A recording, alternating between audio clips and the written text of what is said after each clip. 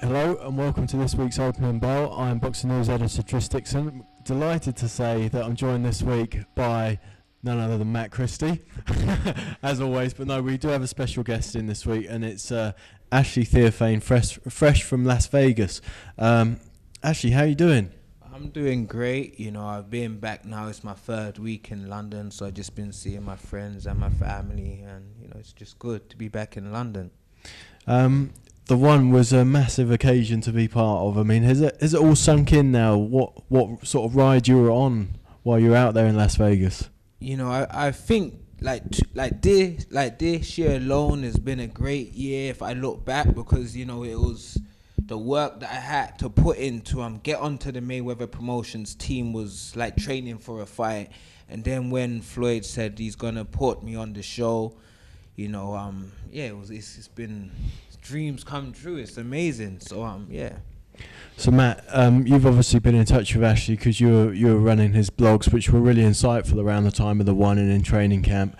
What stood out from them for you that Ashley was saying?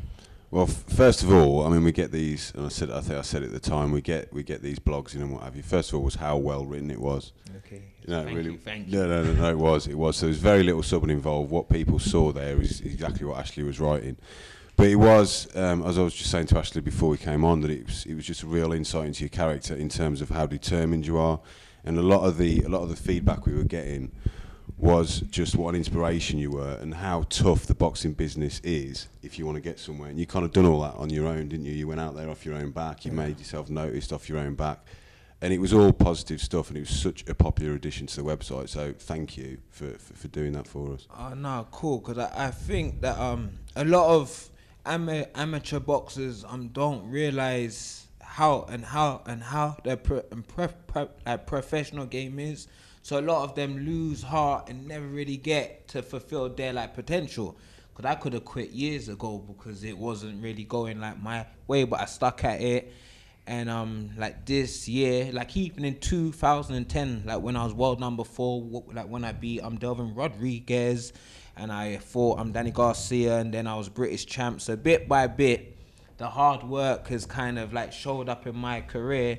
And Floyd now, 10 years in the game, I said that this year I wanted to do something really big, and I was holding out. I'm my 40th fight, and then I spoke with my advisor, Rene Carrier, and I said I wanted, to go over to Vegas and try and get on, the Mayweather Promotions team, and he gave me the resources, to make it happen. And when I was in the gym, I wanted to spar in anybody who was anybody, if they had fought for the world title, if they were ranked, if they were a former world champ, if they were a world champ.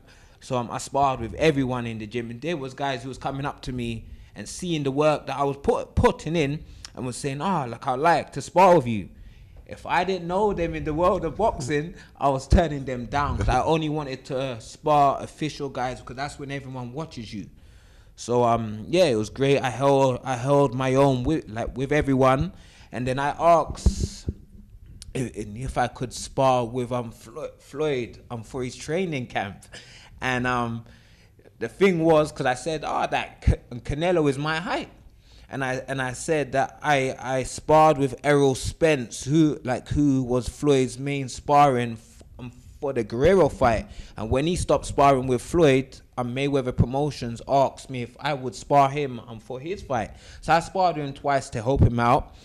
So then I said, if I'm good enough to spar with him, who was the main sparring for Floyd, I must be able to do some rounds with Floyd. So then I was told, yes, I can do rounds with Floyd.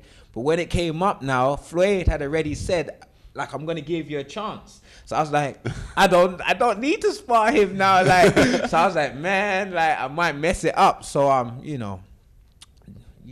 got signed, so I done okay. They what I didn't understand, we know that they do long rounds in the Mayweather gym, and we know that there's a lot of hard work, but what we don't see, and it's maybe because Mayweather's such a skilled technician, is it wasn't until Floyd was saying while I was over there in Vegas that the sparring is actually really hard and competitive, not just long and tactical, but it can get really physical, hence the name The Doghouse. Yeah, 100%. Because everyone who is there, there's guys who are trying to get signed by Floyd. There's Floyd's own team. There's the sparring is like all out, and a lot of times it can be harder than a fight because the heat in Vegas is 5-minute rounds minimum. It's half a minute rest. So it's just constant work. So I've been kind of lucky that I've never done that kind of training, but because I've always trained hard, I've always been fit. So it was kind of just adapting my fitness to it, and I kind of thrived in it because a lot of the American boxers are more skilled than us, like British boxers. But, like Americans, a lot of them fade, and then you just have the British, the bulldog kind of thing. And that's what we saw with my fight, where, it was my kind of determination and my fitness. It held me in there, and it got me some winning rounds the later the fight went.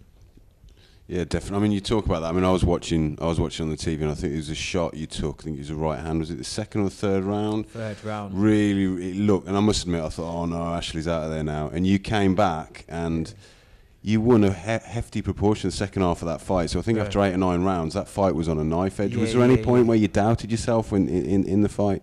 Like going into the fight, I truly believe like 100% that I was gonna win.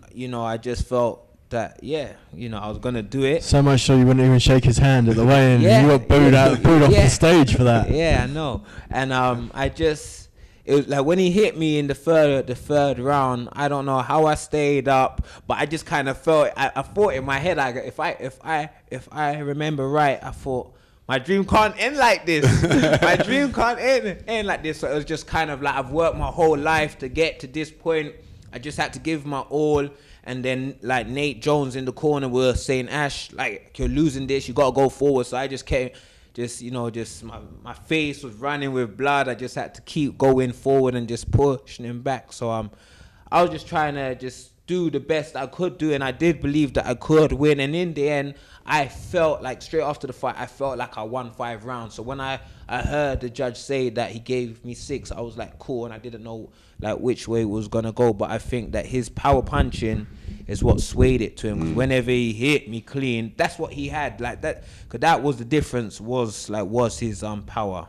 I remember. I think we swapped some messages a couple of days after the fight, and I said, was he the hardest guy or the hardest punch you faced? And I think you said by a mile. Yeah, like he hit me, like the first punch he hit me with in the first round. Because at first I said at the press conference that if you've knocked out 20 guys and 26 wins, but like no one knew the name of these 20 guys. So I was like, that power don't mean anything.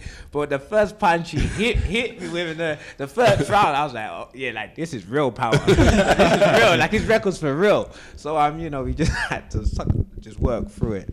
Okay, Matt's got to shoot off in a sec. So Matt, you got one more question to ask Ashley about anything. It can be about the wine. It can be anything boxing related. Yeah, it will be. I know it is related to the one. I mean, you also something else that came out of that blog is how well you were thought of over there. You were stopping to sign autographs.